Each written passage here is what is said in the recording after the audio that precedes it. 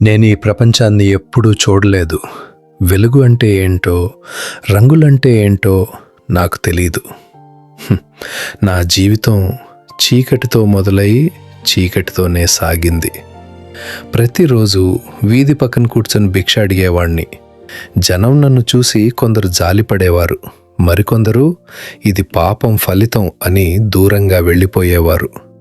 నేను కూడా ఒకసారి ఆలోచించాను, నేను ఏ పాపం చేశాను? కానీ సమాధానం ఎప్పుడూ రాలేదు. ఒకరోజు జనాలు గోల చేస్తూ ఉన్నారు. ఎవరో గొప్పవాడు వస్తున్నాడని అనిపించింది. అప్పుడెవరో చెప్పారు, అతడు యేసు. నా హృదయం ఒక్కసారిగా కొట్టుకుంది. నేను గట్టిగా కేక వేశాను, ప్రభువా, యేసయ్యా, నన్ను కాపాడు. ఆయన నా దగ్గరకు వచ్చారు. నా దగ్గరే నిలబడ్డారు. ఆయన స్వరం చాలా మృదువుగా ఉంది. నీవు ఏమీ కోరుకుంటున్నావు అని అడిగారు. నేను ఒక్క మాటే చెప్పాను, ప్రభువా, నేను చూడాలి. ఆయన నా కళ్ళను తాకారు. ఆ క్షణం నా చీకటి జీవితంలో మొదటిసారి వెలుగు ప్రవేశించింది. మొదటిసారి నేను ఈ ప్రపంచాన్ని చూశాను.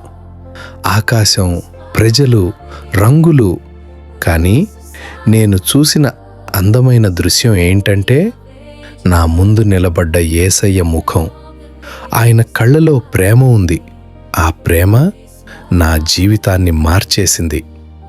నేను ఒకప్పుడు అంధుడిని, కానీ ఇప్పుడు చూస్తున్నాను, యేసు నన్ను నయం చేసినట్టు.